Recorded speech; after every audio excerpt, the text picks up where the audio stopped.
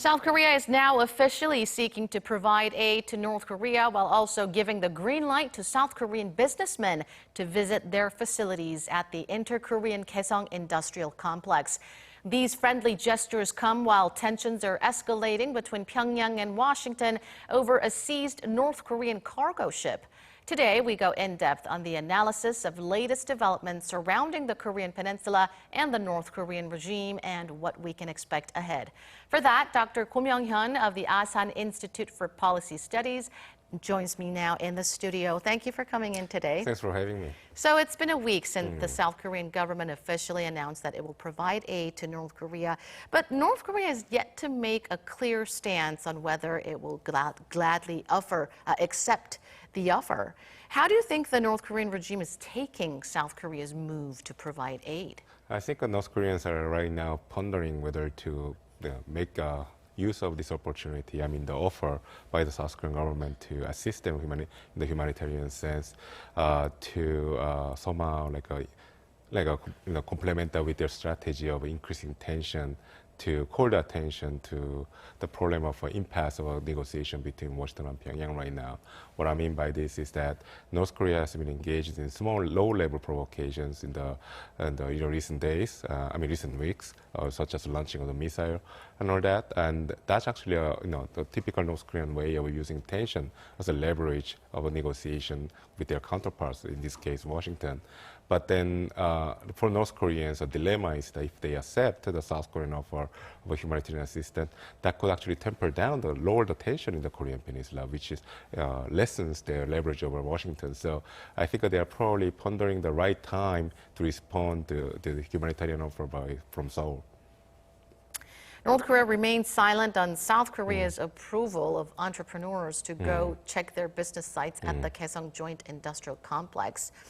Now, North Korea is oddly quiet, given the fact that they have been asserting the resumption of the Kaesong Industrial Complex several times in the past. How do you see that? So this is an extension of what I just described before. Essentially, North Koreans are looking for the right timing to resume this kind of discussion with South Korea.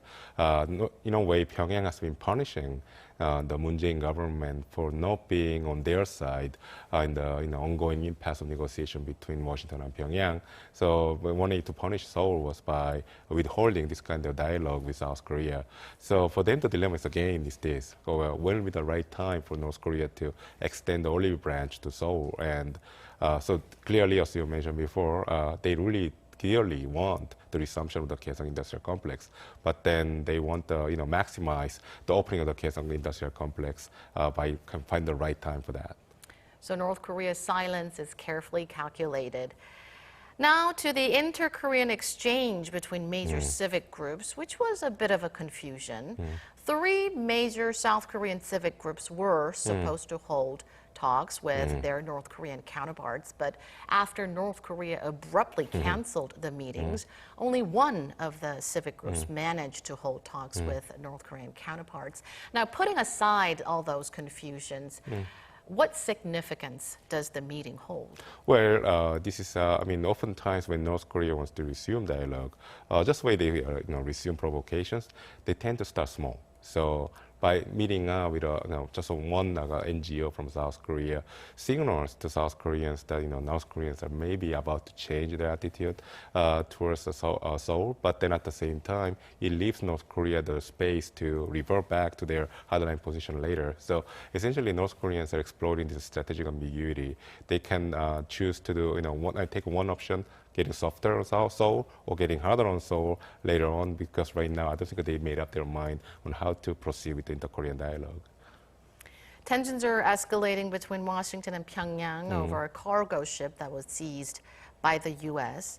North Korea's ambassador to the UN held a rare press conference demanding return of the cargo ship, while the U.S. is simply stating that they're complying with the international law. Could this be a start of a long-term conflict? How do you think this issue will be resolved? Well, I think the North Koreans are seeing this impounding of their cargo vessel, the wise honest, by the U.S. government as an escalation in terms of a pressure tactic by Washington that's being exercised right now.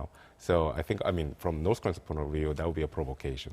So, and also it signals a willingness from the Washington that they are not ready to negotiate on the North Korean terms at all.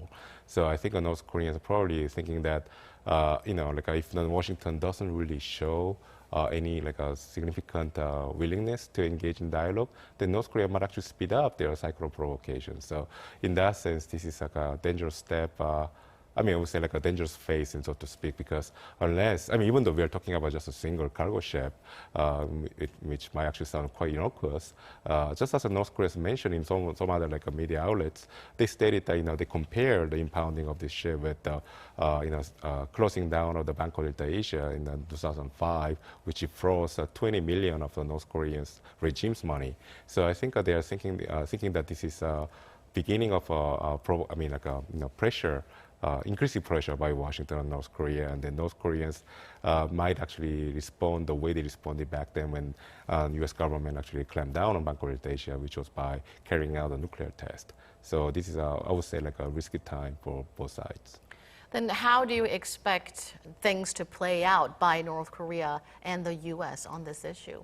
So I think North Koreans are going to demand Washington very clearly that freeing up this cargo vessel is going to be the first step towards like resuming the negotiation. And also North Koreans are going to state that like releasing the Y-1S, the cargo ship, it's a gesture of goodwill that's actually requisite to resume the negotiations. So that's something that the two sides will be discussing right now, in addition to North Korea taking further steps towards denuclearization.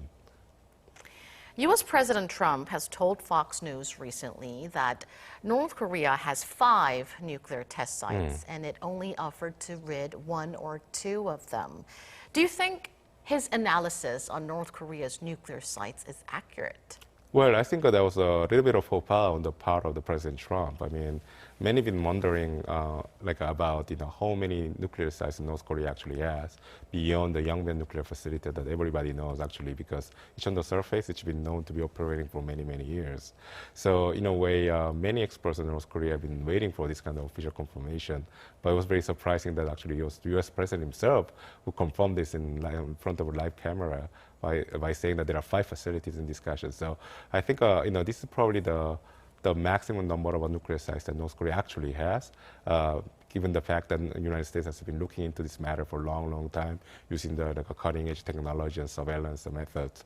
So probably this 5 is the number of the nuclear sites that North Korea actually has now. So you agree with Mr. Trump that North Korea has at least 5 nuclear test sites? Actually, I would say like 5 is probably the right number. Because it wouldn't be economical for North Koreans to maintain many more than that. The North Korean economy is already suffering and always short of resources. So therefore 5, I mean, some people might say that North Korea might have 10 or 12 more, but then, I mean, I think North Koreans are very economically rational. So 5 would be, actually a big number for a country like North Korea, which is suffering from the economic weakness. Why do you think Mr. Trump mentioned about the details of North Korea's nuclear test sites after months since the fall of the Hanoi summit? Why now? Well, I think it was a little bit of a slip of a tongue, but then at the same time, this actually clarifies the negotiation agenda going forward. So, I mean, President Trump, by declaring officially that there are 5 nuclear sites in North Korea, those are the number of sites that he would like to see shut down. So essentially, this actually marks the upper bound of negotiation between the two countries. So going forward, if there's going to be another summit between Kim Jong-un and President Trump, then they'll be discussing about this number of sites and then how many sites North Korea is willing to shut down. So in a way, it clarifies the position on both sides. So it makes actually the whole negotiation more interesting. North Korea has lashed out at former U.S. Vice President and current presidential candidate Joe Biden, saying he is a fool of low IQ. Now, this comes after Biden called Kim Jong-un a dictator and a tyrant during a campaign rally. What do you make of this? Well, it's actually quite interesting that North Koreans are applying the tactics that they've been using against South Koreans mostly. I mean, North Korean regime have often officially targeted oftentimes a South Korean journalist for writing negatively about their great leader or dear leader or supreme leader. So, and then they extended, I mean, they actually released statements attacking those persons. So I think in a way, the attack on Joe Biden is probably, it's a same occurrence and along the same vein. But it's interesting that the North Korean propaganda machine used the same moniker that the President Trump has used before to criticize Biden. So in a way, I think that was intentional on the part of North Korea. And probably they're thinking that by using the same moniker that President Trump used, it actually amplifies the impact of their statement and critique against Biden. South Korea-U.S. summit is set for next month, and we only have about a month left. Do you think North Korea will send some kind of a message targeting that summit before the two leaders sit down for talks? Well, clearly, I mean, but it's not just the U.S. ROK summit that's going to take place next month. It's going to be the G20 meeting taking place in Japan. So I think it's a prime time for North Korea to bring back the spotlight to North Korea again, to this part of the world from, say, like the Middle East. So I think it's possible for North Korea to carry out a similar provocation that we have seen before, such as launching quote-unquote projectile or like a small ballistic missile, maybe like directed towards Japan, but then without the range to reach Japan, obviously. So this way, North Korea can send a message again, a reminder, I would say, to President Trump that North Korea's there is not going to go away. So there could be the possibility of a low-level provocation before the summit. That's possible.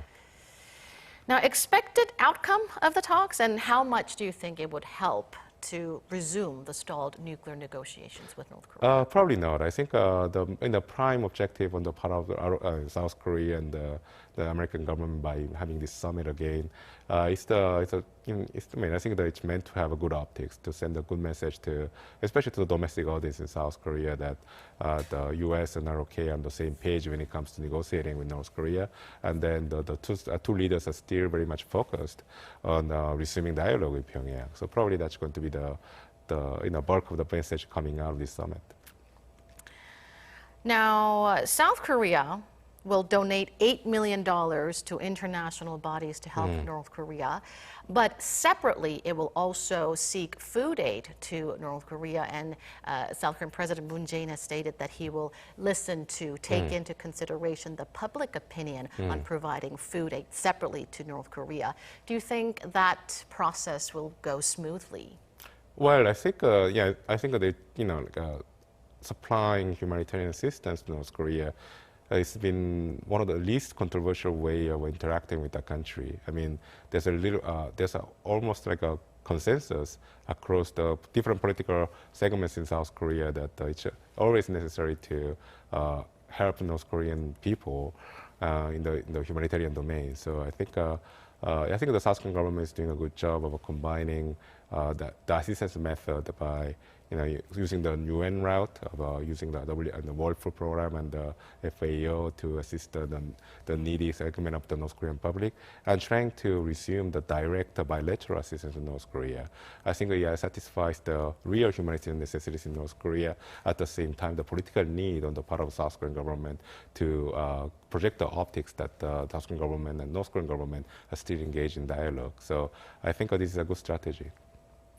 U.S. President Donald Trump will travel to Japan this weekend, and him and Japanese Prime Minister Abe will hold summit next Monday. Do you think the issue of North Korea's nuclear issue will be brought to the table? Oh, definitely. I mean, that's one of the most important policy agenda, not just for President Trump, but also for Prime Minister Abe. So I think they'll definitely talk about that. But I think another issue important agenda item for them is China, obviously. I mean, especially with the ongoing trade war between Washington and Beijing, which has huge ramifications to countries in Asia. But also there's another separate trade item for Japan and the United States. So I think it's going to be a very important meeting. Now, North Korea has recently stated that unless U.S. changes its stance, nothing will be solved.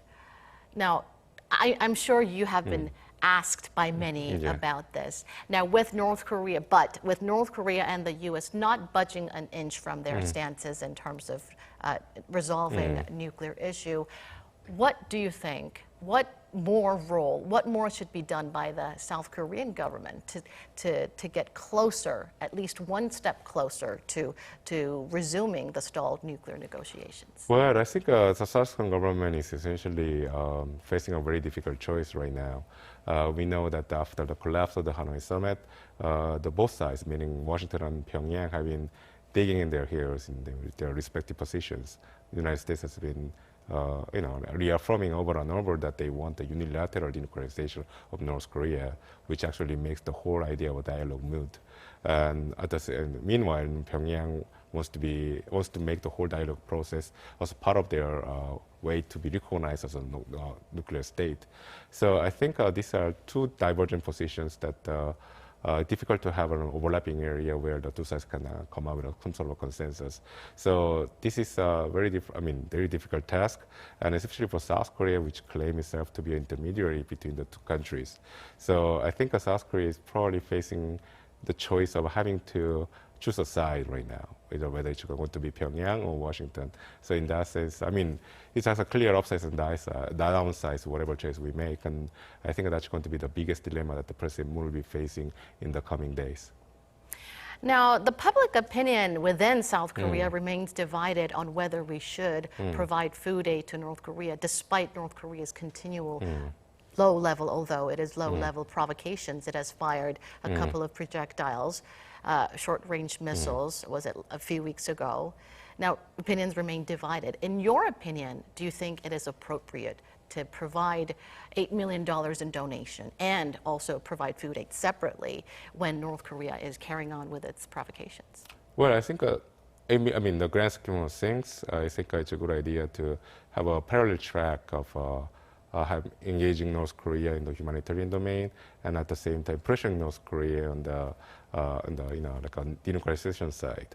It should be always a dilemma for anyone dealing with North Korea. North Korea has never been straightforward in terms of interacting with the rest of the world, and then has never been providing an easy answer to the question. So, but one of the lessons that we have, the many experts and the government officials have learned in dealing with North Korea in the past 2 or 3 decades is that you can never turn away from North Korea. North Korea will be there no matter what. So, in that sense, it's always a good idea to maintain a channel of communication. And one of the most effective channel of communication is to provide humanitarian assistance to North Korea, regardless of the political situation at the moment. So I think it's a good idea to maintain dialogue with North Korea, regardless of whether North Korea is launching provocations or not.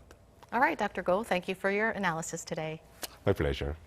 And that does it for this edition of News in Depth. From all of us here at Arirang, thank you for watching, and I hope to see you right back here same time next week. Have a great weekend.